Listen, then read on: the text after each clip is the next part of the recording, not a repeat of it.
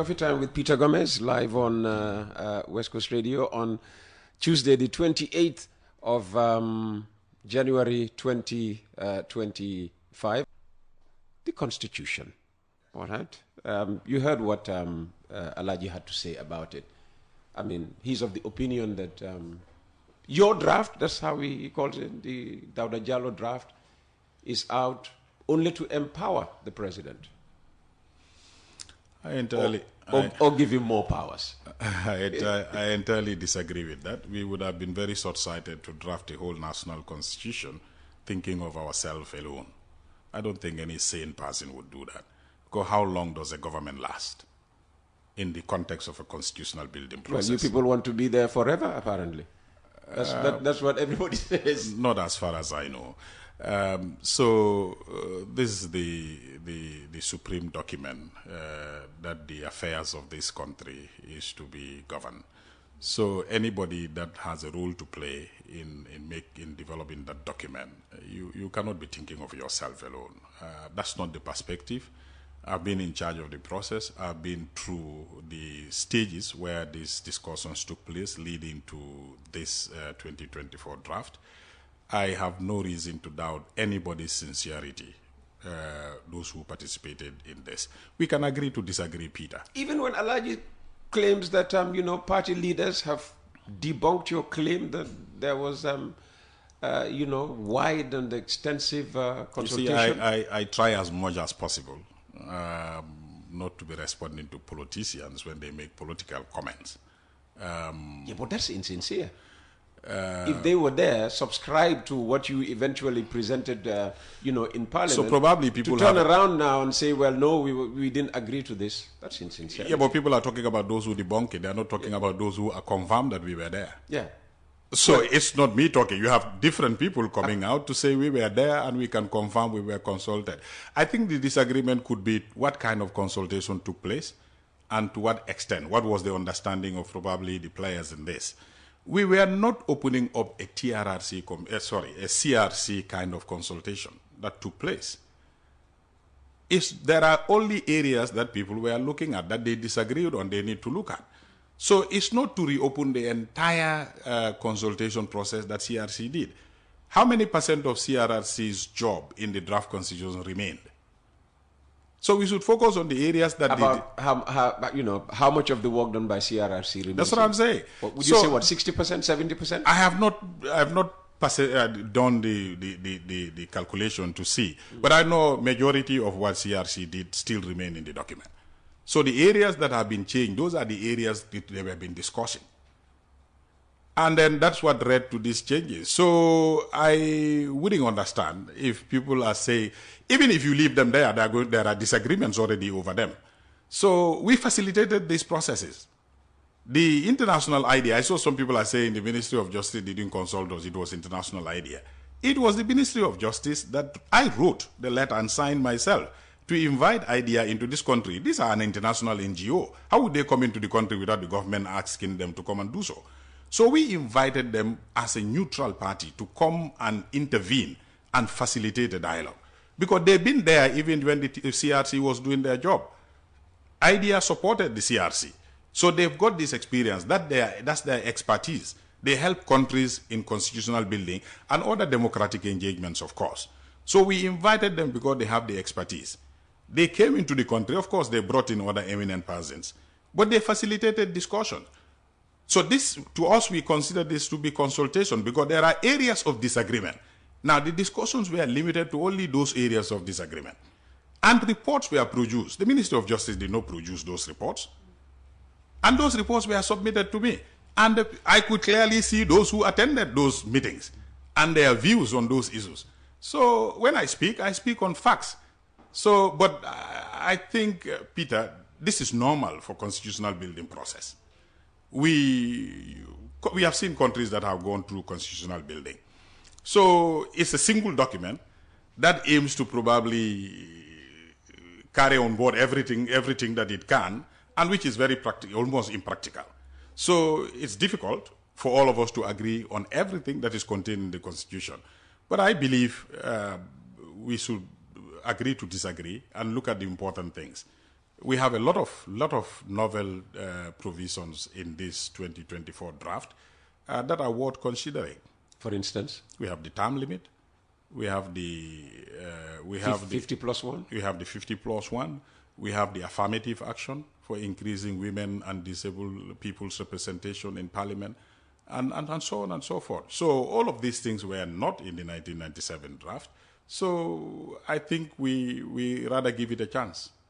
How do you feel when they call it the Dawda Jallow draft? Peter, when you hold this kind of offices, you tend to develop thick skin to a lot of these things. You cannot respond to all of these things. Absolutely not. Yeah. Absolutely not. Okay, let's take another question for you. Good morning, Peter. Good morning to your learned guests, listeners and viewers. It is of late that I realized that the Commission of Chapter 5 of the 2020 Draft Constitution in the 2024 draft that deals with decentralization and local structures empowerment, that is a sine qua non to people's empowerment at the decentralized levels and sustainable development. That's coming from Yusufa. Yusufa, I think that's only a comment. Honorable Minister, the feeling in the victim community is that this government does not prioritize reparations. Yes, there have been medical assistance to those still suffering from physical pains or disabilities, but that's the smokescreen government uses to deflect concerns about its negligence of reparations. Look, this government does not depend on outside sources to finance its mainland self-serving projects like the hundreds of millions spent on cars and other things to host the OIC. Also, salaries of the president, ministers, and National Assembly members get augmented and are paid directly from the budget. How can you now say victims' reparations will come from the proceeds of the sale of Jammeh's house in the USA and other donations? And talking about proceeds from Jammeh's assets, what happened to the $300 million that former Justice Minister Bat Tambadou said had been realized and put aside for reparations? What about the balance of the small amount the government undertook to pay from the TRRC's own reparations? And what we hear is that government is looking for $60 million that will go to the pockets of lawyers, judicial officers of the hybrid court, while the victims in whose name it is built remain neglected. Please explain, Mr. Minister. Very long. Very, very long and indeed. Touched on various issues. Gambia government is not entirely depending on external funding for victims' affairs. In the current budget, despite all the challenges that we are facing, government have allocated $40 million for the establishment of the Victims Commission, which we will hopefully see very soon.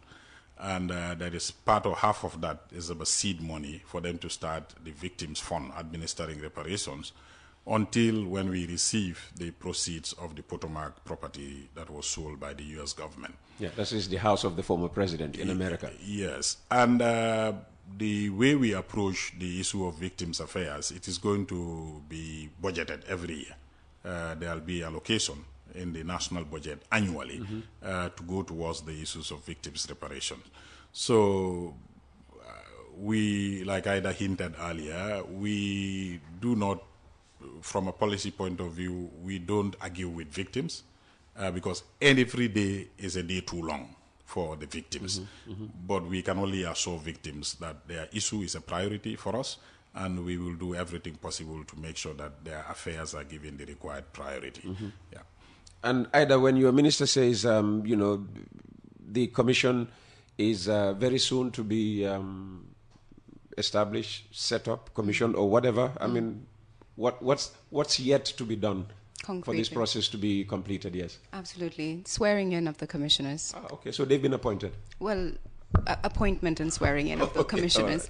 And the step before that, of course, is agreeing on the remuneration package, which has now been completed. So this is to be presented to them, hopefully acceptable.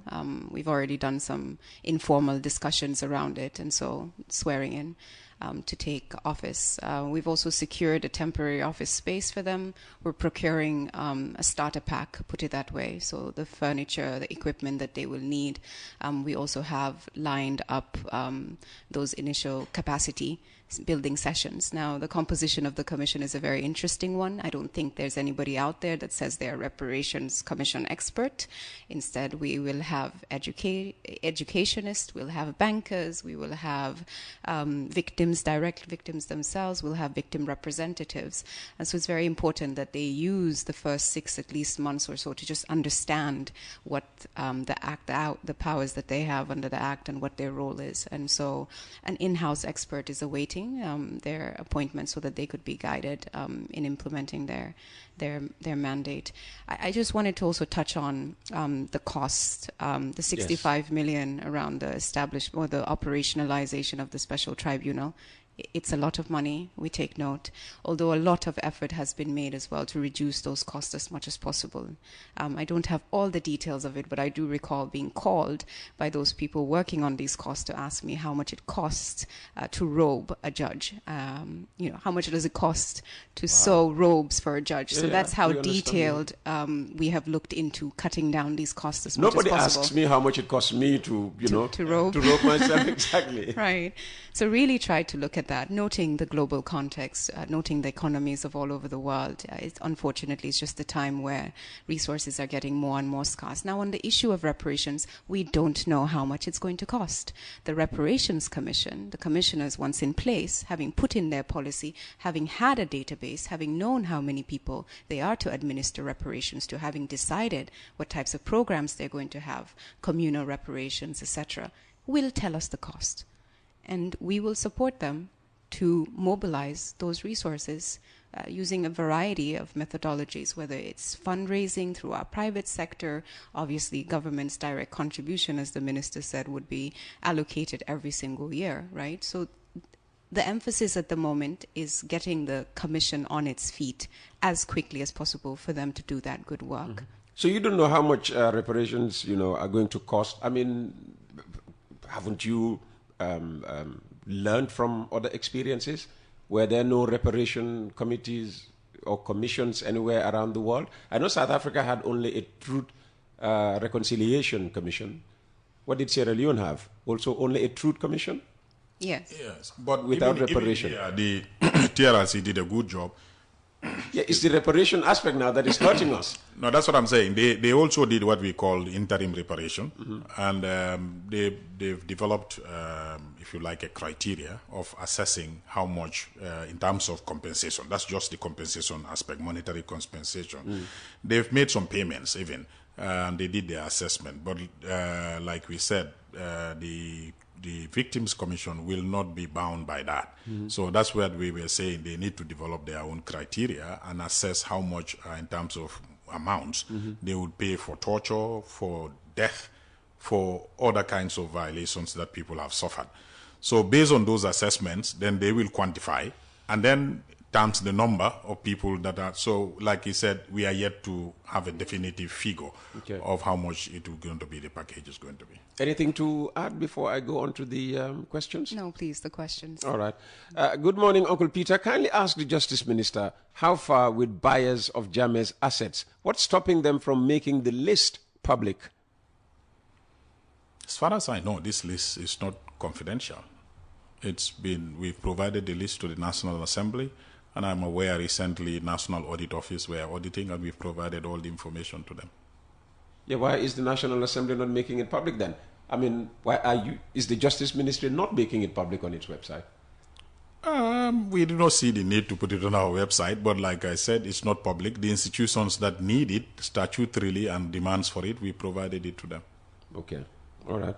Good morning, Uncle Peter. Put this question to the Justice Minister. If this constitution is not Barrow's and Dowda's, why don't they bring back the 2020 draft constitution with amendments? But instead they are insisting on the 2024 draft constitution. Technically, Peter, the 2020 draft is the one that is there with amendment, if you look at it in another way, because the 2020 draft is available to everybody.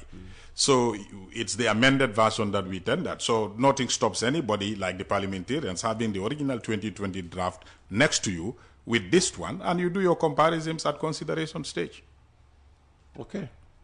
Good morning, Uncle Peter. Thank you for bringing such caliber of people to engage with the citizens. My question would be on religious freedoms in this country. There are threats, torture, and grave persecutions going on when one chooses to convert to a religion of his or her religion. That should be her choice. Is the Honorable Minister aware of this? Kindly address this, because as far as I know, the Gambia is a secular state. That word has come up again. Religious persecution. Somebody converts from Christianity to Islam and they are persecuted according to him. For instance, I'm just giving this example. I know, yes. It would tend to be the other way around. So the issue of the word secular, that is legalistic and is technical. I will leave that legal argument out there. Well, you're a legal man, so help us understand this secular word. I mean, people have given it so many different meanings, and it confuses those of us who, without any legal Instead of the meaning, the way it found its way into our national discourse is, I think, way back in 2000, and I may not remember well, but I think 2001 amendment of our constitution. Yeah. The word secular was inserted in Section 1 of the Constitution, where the Gambia is a sovereign republic. They inserted the word the Gambia is a sovereign secular republic. This was challenged in the Supreme Court, and the Supreme Court severed the word secular as the amendment having been done ultra vires. That is to say, National Assembly had no power to amend Section 1 of the Gambian Constitution without going through a referendum. Of course, some of the versions of our national constitution in circulation still have that word, because after the amendment, it was inserted and printed. So there are some versions of the constitution that are in circulation that contains that word. The Gambia is a sovereign secular republic. But legally, if you ask a lawyer, he will tell you that word doesn't exist in our constitution because it was severed by the Supreme Court. But on the substantive question, I am not aware of what the texter have said, but the Gambian constitution guarantees freedom of religion, and not only the freedom, but you are entitled to practice and manifest your belief freely. Fantastic. All right, thanks for clearing that. This is from an anti-corruption campaigner. Question for the Minister of Justice. How does the ministry plan to address resource gaps and resistance to ensure full implementation of the TRRC recommendations? Well, he is an anti-corruption campaigner, but the question is not on anti-corruption. So how do you plan to address resource gaps? There's never enough money to do anything in this country. Anything. Not only in this country, Peter, to be fair. It's not enough resources to do anything anywhere. And resistance to full implementation of TRRC recommendations. Yeah, we have that responsibility. That's why we even hired my expert here. We are to mobilize resources where we have gaps, and that work is going on 24 hours a day. Well, good luck, as far as resource mobilization is concerned. From experience, I mean, resistance has come in what form to full implementation of the TRRC recommendations? Why would anybody be against the full implementation of the recommendations? Resistance. I was thinking of he was going to delve into anti-corruption. Michael, exactly. Michael, please, send a follow-up text clarifying that. As far as we are concerned, I mean, if we had our way, not a single. Unless maybe he's. But I can assure you and Michael that the political will for the implementation of the truth reconciliation. I was going to say maybe resistance on the part of government. No, the political will is 100%. Okay, all right. Okay, somebody asking for a number. Justice delayed is justice denied. Kindly ask the Honorable Minister as to when Yahya Jammeh will be brought to justice, when the present government is married to those who were Jammeh's enablers yesterday. The victims of Jammeh's atrocities are keenly listening, and it's overdue. I hope you are not one of them, M.S. Jallo of Banjul. This question of when is contingent on a lot of factors. Let's discuss them. Because you want to give it a try? The more information you put out there, to clear the doubts of people, the better. All right? Let me assure you, we won't be bringing you here every day to deal with a new question. So let's give out as much helpful information as possible on this issue of when. what are the constraining factors, or some of the constraining factors? And specifically when it comes to prosecutions. Yes. Yes. Well, firstly, to say that very happy to be here every single day, because transitional justice is such a broad, ambitious, and experimental initiative, human initiative. So we can discuss it every day for as long as it takes. It's a national dialogue. And I think, just to say, I think that's why we're succeeding, because we're actually having this dialogue about who are we, where did we come from, and where do we want to go. So that is an indicator of success for TJ. On when prosecutions are going to happen, there are, in fact, yes, a series of factors. So the 69 persons that have been recommended for prosecutions by the TRRC have been recommended for prosecutions of various types of crimes, some domestic, such as murder, which we already have in our law books, had at the time, but then some of an international character, such as enforced disappearance, torture, and possibly crimes against humanity. When we think about the witch hunt campaign, for example, the level of detail, the collection of crimes that took place, it's easy to see how that could potentially have been a crime against humanity. But just to say that those types of crimes were not crimes in the Gambia, still are not in our law books, put it that way.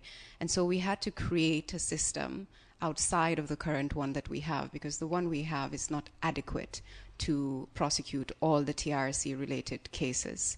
That's why in the government, in the white paper, the government, we said that we will be establishing a special accountability mechanism, SAM. And really, kudos to all of those, particularly the Gambia Bar Association, that has worked with the government, all the experts, all the state council, all the brains that have come together to design what the special accountability mechanism would look like. Now, it has three components. It's like a triangle, I like to say. One of the components of the special accountability mechanism is the Special Prosecutor's Office. That is an office whose mandate is to investigate and to prepare cases, to prosecute. Now, we know that in our domestic system, it's the police that would investigate and then the DPP's office that would prosecute, right? But in this instance, both functions are now being combined into a special prosecutor's office. This is very normal for international criminal justice. Oftentimes, this office is called the Office of the Prosecutor, OTP. Now, why are we having that office? The TRRC process was very public. People sat there and said whatever they wanted to, confessed. But that was a truth-seeking process. It's not a court of law, and therefore the standard of proof, the procedures that were in place to guarantee the freedom, the fairness of the proceedings were not in place. We're essentially going to take the TRC recommendations of who to prosecute, but the investigations have to start again properly, in line with the evidence thresholds that are required for criminal liability for prosecutions.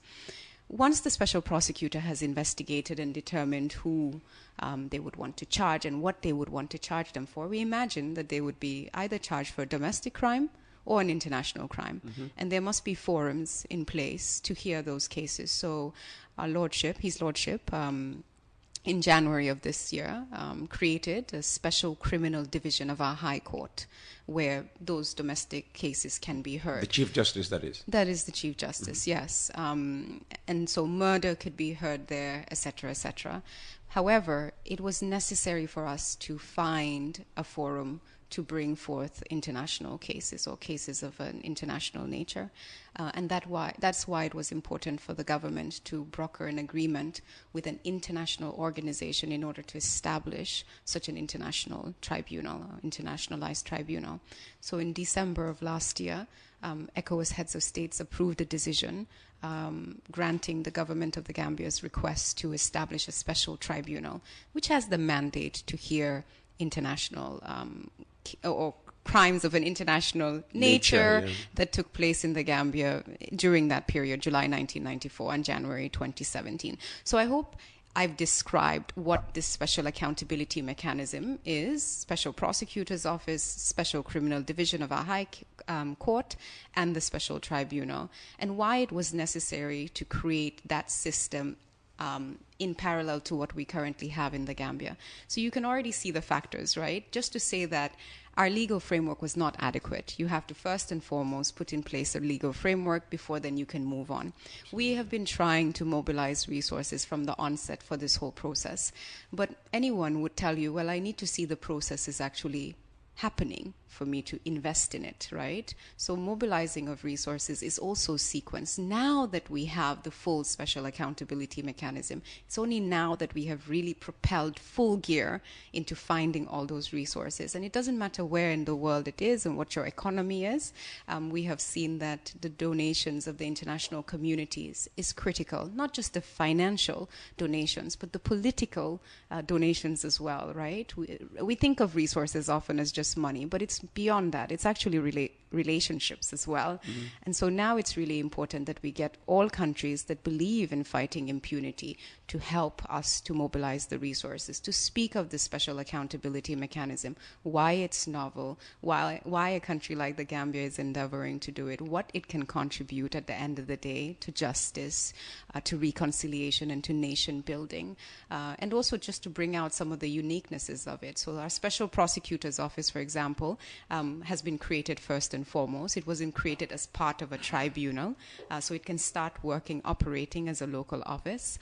The fact that we initiated both domestic and a possibility for international cases to be heard at the same time, maybe even looking loading the domestic cases is also quite novel. Obviously, in many places, domestic cases are an afterthought to the big grand tribunal that is set up, but also because of all the policy decisions that are being made to capacitate our local institutions. So the special tribunal, for example, if someone should need legal aid, we're not creating a new legal aid office for it. It's NALA, the National Agency for Legal Aid, that will provide legal aid.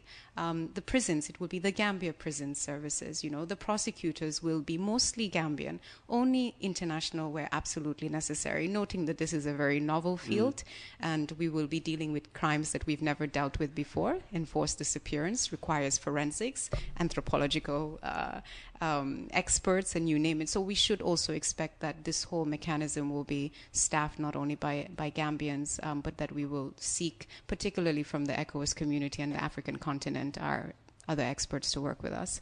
It's a long explanation. But you've done it beautifully. Well, I've tried to do it as quickly as possible as well. But precisely, the when issue, once the special prosecutor is appointed, and he started evaluating the evidential material, like Ida said, he or she, the prosecutor will decide once he or she is satisfied with the forum, he or she would want to take some cases. Some of the domestic cases can be filed at the special division, which is already established and waiting. So I think the question of when is as soon as the prosecutor is appointed. He will dust all the evidential materials available and then make a decision as to when he would start filing cases before, hopefully, first the domestic courts, and eventually once the hybrid tribunal is ready before that one as well. All right. It's not only Jammeh's victims that are hurting. Uncle Peter, good morning. Please kindly help us ask the Honorable Minister about the situation of the AKI, acute kidney infections. We will never forgive the authorities if this gets swept under the carpet. Are there attempts to sweep the AKI issue under the carpet? No, not actually, as far as I know. We may not be the lead sector here. We are in charge of one. There are some recommendations that we are leading in implementing. That is recommendations from the task force regarding the reform of some of the laws. We are working closely with the consultant. The consultant is already hired to look at basically all the laws of that sector. That's the Ministry of Justice in general. And this review will include the laws regulating pharmacy industry and also medicines industry as well. That is one component we are supporting. We are also defending a civil suit, of course, filed by the victims. That is very awkward for us, but we had to. when the victims took the Medicine Controls Agency and the Ministry of Health to court. By default, Attorney General is added as a defendant. We would have loved to be on the other side of this suit, but we are discussing with them. But I'm aware that plans are afoot to also visit India. High-level delegation is preparing to go to India to meet with Indian government to discuss, to see what we could do. In terms of punitive measures, the file are still being reviewed. I know for a fact that I believe the pharmacist on whose license the drugs were imported into the country, I believe there was a recommendation for his license to be suspended. I believe that was being implemented. There was a decision for the CEO of the Medicine Control Agency to be sacked, and that was implemented. She has been sacked. So actions are being taken. It's not just brushed under the carpet. And necessary reforms are also underway to make sure that these kind of things don't happen again. On punitive measures, good morning, Uncle Peter. Ask the Honorable Minister why they are not considering levying hard jail terms on thieves and armed robbers. Recently we had armed robbers running amok, if you like. Yes. In terms of sentencing, that is the prerogative of the judiciary. What my ministry can do, or sometimes with the police, is to investigate. The police does the investigations. We prosecute. Once we prosecute and secure a conviction, we don't dictate to the judiciary or the judicial officers, that is to say the magistrates or the judges. We don't dictate to them how they should sentence. That is purely their prerogative. The laws are clear. The sentencing provisions are clear. For a mere theft, you can go down for up to 7 years. But if a judge chooses to give you a year or only a fine, that is the discretion of the courts. What I can say is I know that the judiciary currently are working on sentencing guidelines to make sure that we develop guidelines that are consistent with best practice that will also guide the judges and the magistrates in the way they sentence once we reach a conviction. Good morning, Uncle Peter. Please ask the Justice Minister why the land in Tauto that is under dispute has been assigned to some staff at the Ministry of Lands. That's not a question for me. The land in Tauto assigned to some officers at Ministry of Lands, how could I answer that? I don't know. Then we'll skip that. All right. Ask your guests why we need a new premises for the Reparations Commission. What happened to Dunn's Hotel, where TRRC was held? Is it true that it has been sold to a private buyer? I'm not aware of the sale of Dunn's Hotel.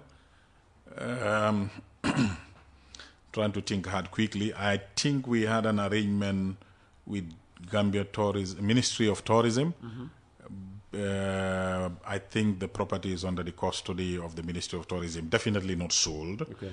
If any, I'm not sure whether there has been a lease arrangement, but not sold. The Reparations Commission, yes, we're getting a new premises for them. I'm not too sure whether Dunn's Hotel is ideal for the work of the Reparations Commission. So we already secured a place for them. Okay. All right. Michael is back. Institutional weaknesses in Gambia are a significant issue. I hope this is not a completely new thing. The lack of capacity and expertise in transitional justice, along with infrastructural limitations such as inadequate courtroom facilities and victim support programs, are catalysts for corruption. How is the minister addressing the corruption risks in the implementation of the TRRC? Difficult one. Corruption is a human phenomenon, unfortunately. I've not experienced it yet in the TJ process, but this is going to be a wake-up call. We are securing land for starting to build some of the infrastructure for the special accountability mechanism that Ida made mention of earlier. That is to say, Office of a Special Prosecutor will soon be built, the Mile 7, where the High Court Mile 7 complex currently is. We are devising measures to make sure that we minimize the risk of corruption undermining this implementation. The problem of courtroom limitations I mean, what's the cause of that? I mean, because Michael raises that. Yeah, there are no adequate courtrooms as we would have wished. So as a result, for these special trials, we envisaging a building of a special court complex quickly. Okay. Yes. And he also refers to, inadequate victim support programs.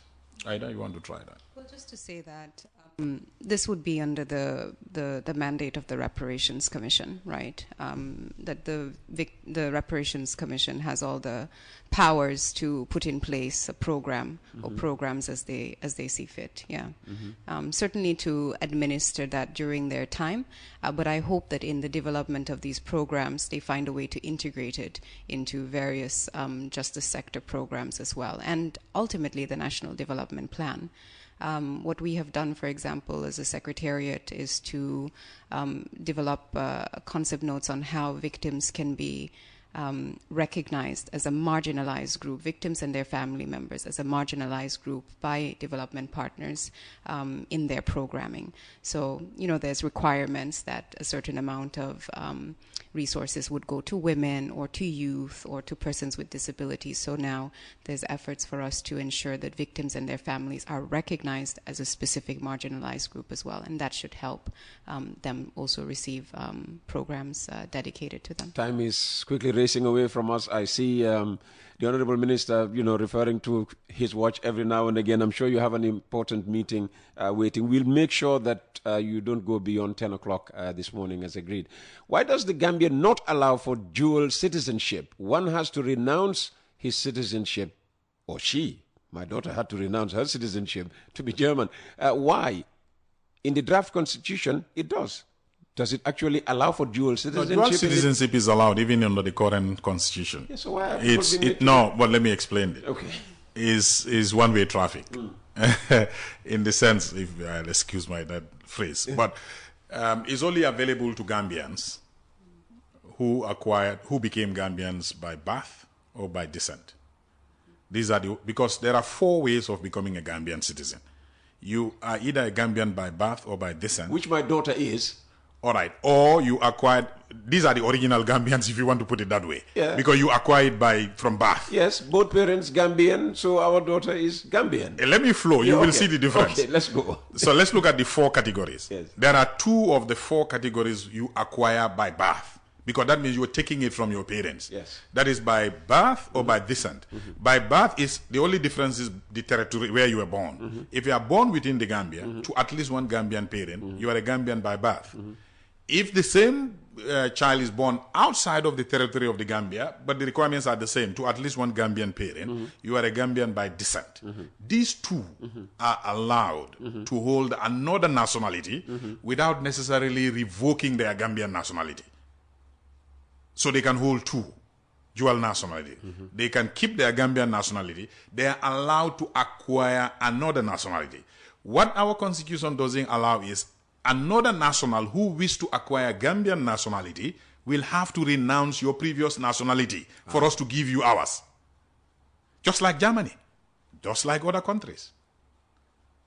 So we are not denying Gambians from acquiring nationality outside. They don't have to renounce Gambian nationality unless the country that you are applying in requires you to renounce. As you say, like Germany. Germany. Yes. So we are getting those requests also. Gambians writing back home to say, I want to renounce my Gambian nationality because they are applying for citizenship in a country that doesn't allow them to continue to hold their original nationality. Yes. The same thing applies to Gambia. So we only don't allow applicants who wish to acquire Gambian nationality to retain their previous nationality. Well, once you are on a live program, expect any question. Peter, tell the Justice Minister that if his government cannot answer when is all these recommendations going to be implemented, let them just resign and give the chance to those who can do the work fast. We have waited for so long. Well, still too slow for others. Hi, good morning. Ida touched on one thing on this question. If it is slow, it depends on who is talking. If it is a victim, like I said, we have a policy. We respect victims to the extent that we don't contest. We don't argue with them. But like she said, if somebody else is saying this, we can debate this. Slow compared to what and where? Because if you do a study of transitional justice around the world, Gambia is currently hailed for being a model in terms of our pace, our substance, our method, and everything. Very good. Very good. The minister said the goodwill of government in implementing TRRC is 100%. How are ex-Jame officials and supporters, and much recently Jame himself, saying he will not go to trial or jail, and APRC supporters saying government will not prosecute Jame for fear of losing APRC alliance with the NPP? Does the president share the justice minister's enthusiasm for the TJ? Peter, I'm an emissary of the president. If I speak because that's my instruction. So I speak for the government. So with respect to this if you exhibit enthusiasm, you're just reflecting the enthusiasm that is in the president? Of course, yes. Okay. When it comes to TJ, the political will is 100%. And when we talk about the political will in a state, we are talking about the highest level. Of course, of course. Peter, there are a lot of no-cost reforms that could have been done, such as the president withdrawing from being patron of the Gambia Supreme Islamic Council, renaming of Arch 22, recognizing April 10 and 11 as school holidays, etc. What is stopping the reform of the NIA Act, Prisons Act, Drug Control Act, Gambia Armed Forces Act, and the Police Act? Some of these acts were reviewed 6 years ago already. This is from Madi Jobate, by the way. I'm not sure of the 6 years. The 22nd July Arch has been renamed. I'm sure he's aware of that. Never again. The withdrawal of the president as a patron of the Supreme Islamic Council, I think I need to look into that. The bills, all these bills that he recognized are very much at an advanced stage. As far as I know, the updates I received from the drafting department at the ministry, most of these bills have now been returned to the sectors and they are ready to go to cabinet and subsequently be tabled at the National Assembly. Most of them, we will see them tabled during the course of this legislative year. Okay. The Rent Amendment Act 2024, we're now veering into Hamad Bas territory, which has brought about significant changes to the law governing rent in this country, has been passed into law since April this year, when it was assented to by the president. April this year is not here. Yeah, April last year. Yeah, April last year. Okay. The private members' bill, sponsored by Honorable Madi Sise of Serekunda West, was first passed by the National Assembly to address the daily challenges of low-income earning tenants and their families by protecting them from abuse and harassment by landlords. Please, Uncle Peter, ask the Honorable Minister about this bill. That is the Madi Sise-sponsored bill. I think that was passed. It's now law, if I can remember very well. But what happened, I was in the process of reviewing the entire Rent Act, a comprehensive review and repealing the existing one, coming up with a new rent law that reflects the realities of our society today. Now, halfway into that private member bill was passed. So what I did, I had to take the private member bill now and return it to the team that worked on the bill, the comprehensive bill, for them to look at, factor it in. And then we will come up with a more comprehensive rent legislative regime to look into rent. Rent, it continues to be a challenge in our society, and we want to address it comprehensively. Okay, of course. Good morning, Uncle Peter. Please ask the Justice Minister, how far is the ministry handling the 2 magistrates accused of involvement in illegal drugs like cocaine? The first one is currently being prosecuted. Prosecution is going on. The second one, we have received the investigation reports from the police. And I think the DPP's department, Director of Public Prosecution, is working on that. Let me put it that way. I'm not too sure whether indictment has been filed, but they are very advanced in working on the second case. The first one is being prosecuted already. Okay. Question from Sidiko Suno from Faraba Banta. They always say we cannot do it alone. We have to be with our partners in development. And now they are blocking people from their quota in national development. Is that not selfish? I'm not sure. Do you understand the question? Did you say anything here suggesting that it's very general and vague? That you will only accept maybe support from partners in development other than maybe Gambians? Yeah. Maybe he's addressing another issue and probably didn't come very specific. Yeah, it's not very clear. Sidiko, you may need to resend that. Legal and procedural gaps such as outdated laws like the Evidence Act complicate prosecutions for international crimes and sexual violence. What is the Honorable Minister's stance on this? We have a brand new evidence bill that I was going to table in cabinet, but we have to hold it to go back because there's a sector in government, I believe digital economy, that believes digital evidence, computer-generated evidence and other forms of cyber evidence were not adequately covered. So we had to halt that to allow experts to see how best they incorporate evidence around that subject matter. I believe that is almost completed now. So we will soon be passing a new legislation to overhaul our evidence law regime in the country. Whether one agrees or disagrees with them, the Ministry of Justice team featured on your show today demonstrates remarkable clarity and expertise in elucidating the complexities of the contentious transitional justice process, a subject that has often been manipulated by politicians advancing biased arguments. I found it particularly reassuring to learn that the recommendations of the TRRC, while significant, are not legally binding. Instead, all matters addressed by the Commission will undergo thorough reinvestigation by a specialized investigative team under the guidance of a dedicated prosecuting counsel before any legal proceedings are initiated. Somebody giving the thumbs up. So you see, it's good to come to the radio and clarify. Madi Jobate coming in again.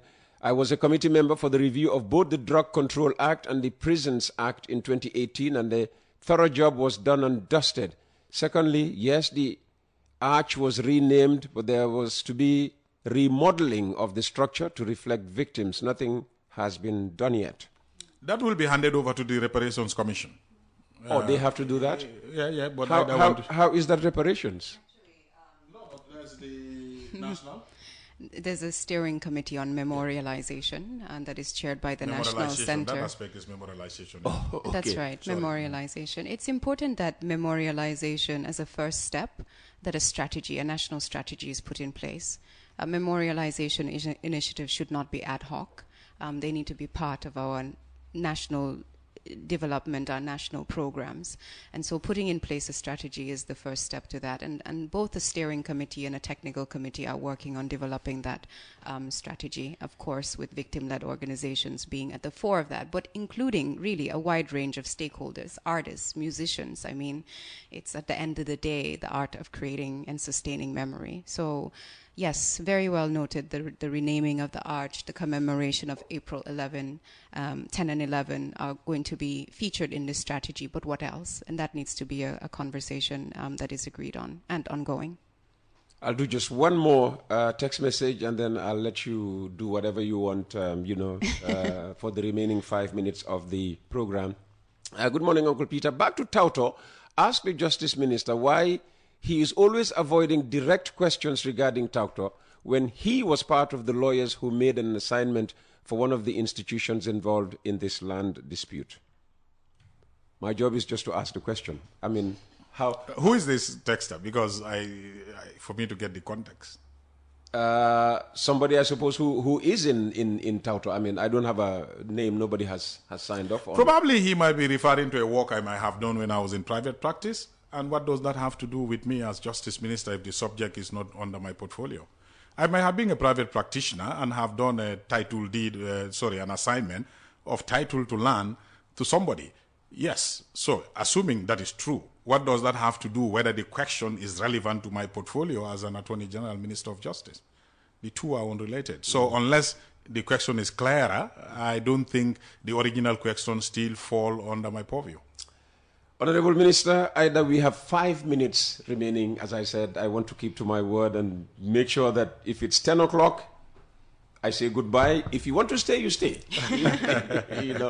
So just in summing up, yes. Maybe Ida could stay. Ida, yes, I give you the first shot. Anything that you think you want to say as a roundup? Yes, absolutely. Well, firstly, to thank. It's been absolutely a pleasure to be here. My first coffee time with the infamous Peter Gomez. Oh, wow. And it has been enjoyable and, of course, eye-opening as well. I'm grateful that there is so much interest in the transitional justice program process. I've already said that this is an indicator of success. It's a national dialogue, and it's one that must continue. I think it's important to really thank the TRRC and the work that they did, the commissioners, these incredible 263 recommendations that they gave us at the time, probably not thinking about how broad an implementation program that's going to take. I say 263 recommendations are 263 outputs or results, and for every single one of them, you need to break that down into a series of activities. So it's absolutely huge. And when you are faced with something so huge, one must focus, one must strategize and prioritize. And I wanted to reiterate that the focus, the priority are those recommendations that must be seen in our lifetime, and that is the administration of reparations to victims, their welfare, and also ensuring that there is individual liability for those that perpetrated. But at the end of the day, this is a long-term process. We must keep in mind that longer-term vision that we have. And progress is not linear. It goes up, it goes down. But the will, I'd like to reiterate, certainly from my experience, my exposure is definitely 100%. That's why I'm doing this work. That's why I'm here. And very, very grateful that everyone is so interested in contributing to it. Looking forward to more, opportunities to dialogue on this process. Ida Person, thank you so very much. Last but not least, the man himself. Thank you, Peter. I think I thank you. As always. There's a bill coming. Yes, but I think it's important, with your permission, sure, to make this announcement that we've made call for applications because we started. Yeah, for the Anti-Corruption Commission. And yes. everybody is saying, what's so special about this one, that there was a call for, expressions of interest. I mean, when the NHRC was being set up, we didn't have such a call for applications, did we? When all these other commissions were set up, I did not oversee the original there at the time, yes. NHRC commission, but a vacancy occurred while I was in office, and we did a similar call for proposal. But we just concluded that for the Reparations Commission. So it's almost a modus operandi for us now. So we called for applications. I think I will invite those who are interested. Madi Jobate, in serving, apply, please. In serving as commissioners of the Anti-Corruption Commission, could make submissions, and there is a panel, an independent panel that will do the assessments and the shortlisting. And then we go through the other processes. I think it's important that we announce that so that we together work towards building that institution that will help us in the fight against corruption. Now, having said that, Peter, I thank you. Thank all your listeners who managed to send in text to keep this program very engaging. And it's been a pleasure for you having us. We look forward to another time. We'll send the bill. And then you'll see that, no, let's not go ever there again. And Ida, thank you so very much for coming.